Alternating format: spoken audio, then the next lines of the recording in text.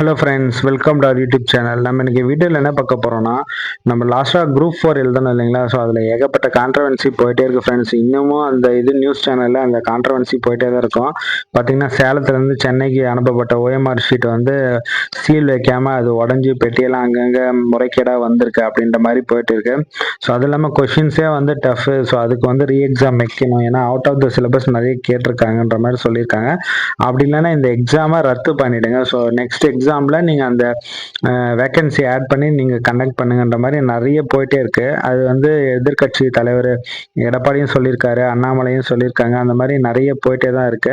Okay friends, அதெல்லாம் ஒரு பக்கம் இருந்தாலுமே இப்போ அவங்க ஆன்சர் கீ அஃபிஷியலாக விட்டாங்க இல்லைங்களா?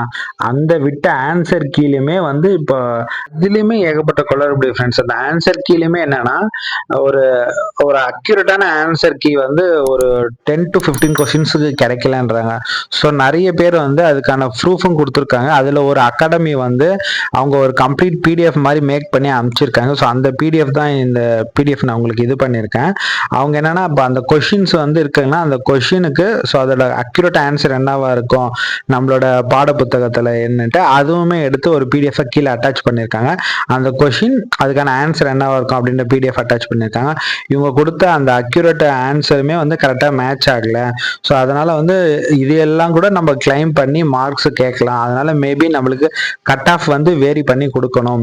ஸோ வந்து அவங்க கட் ஆஃப் வந்து இதில் வந்து கனெக்ட் பண்ணி இல்லைனா வந்து இந்த மார்க் எல்லாமே கிளைமாக கொடுத்துடணும், நம்மளுக்கு கிரேஸ் மார்க்காக கொடுத்துடணும். அப்படி இல்லைனா அதை வந்து கட் ஆஃப் வந்து அஃபெக்ட் ஆகாத மாதிரி அவங்க வந்து செட் பண்ணணும் அப்படின்ற மாதிரி நிறைய கொஷின்ஸ் போயிட்டே இருக்கு.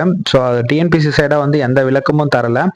ஆனால் இது வந்து அஃபிஷியலாக வந்து நம்ம ஃபாலோ பண்ணுற அகாடமியில் இவங்க ஃபைன் பண்ணியிருக்காங்க. ஸோ இந்த 15 கொஷின்ஸ்க்கு வந்து நம்மளுக்கு இந்த மாதிரி வந்து கிரேஸ் மார்க் கிடைக்கலாம், இதெல்லாம் நம்ம கிளைம் பண்ணி கேட்கலாம். அவங்க கொடுத்த அஃபிஷியல் ஆன்சர் கீழே வந்து நம்மளுக்கு கரெக்டாக மேட்ச் ஆகலை அப்படின்ற மாதிரி கொடுத்துருக்காங்க. ஸோ இந்த பிடிஎஃபோட லிங்க் வந்து நான் டிஸ்கிரிப்ஷனில் கொடுக்குறேன்.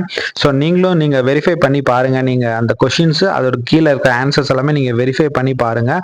உங்களுக்கு வந்து நீங்கள் அதை அண்டர்ஸ்டாண்ட் பண்ண சொல்ல உங்களுக்கு கண்டிப்பாக புரியும் ஃப்ரெண்ட்ஸ், எந்த அளவுக்கு நம்ம கிளைம் பண்ணிக்கலான்னுட்டு. ஓகே ஃப்ரெண்ட்ஸ், இந்த வீடியோ பிடிச்சிருந்தா மறக்காம இந்த வீடியோக்கு ஒரு லைக் கொடுங்க. நம்ம யூடியூப் சேனலை சப்ஸ்கிரைப் பண்ணி வச்சுக்கோங்க. தேங்க்ஸ் ஃபார் வாட்சிங் திஸ் வீடியோ.